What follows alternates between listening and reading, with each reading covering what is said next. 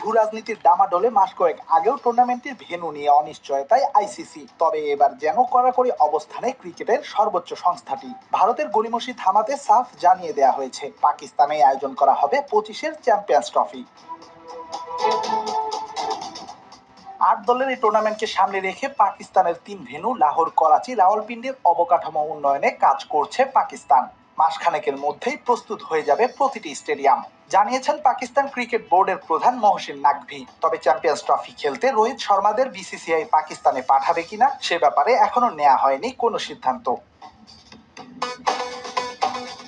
ভারত কিছু না জানালেও সম্প্রতি দুবাইয়ে নারী বিশ্বকাপ নিয়ে আয়োজিত আইসিসির বৈঠকে নেওয়া হয়েছে কঠোর সিদ্ধান্ত।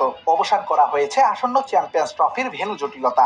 ভারত ছাড়া বাকি 7 দলের পাকিস্তানের টুর্নামেন্ট আয়োজন নিয়ে কোনো প্রশ্ন না থাকায় সেখানে আয়োজন করা হবে 8 দলের এই মেগা ইভেন্ট, জানিয়েছেন আইসিসির প্রধান নির্বাহী জিওফ এলারডাইস। পাকিস্তান থেকে চ্যাম্পিয়ন্স ট্রফি অন্যত্র নেয়ার কোনো পরিকল্পনায় নেই বলে সাফ জানিয়েছেন এই কর্মকর্তা।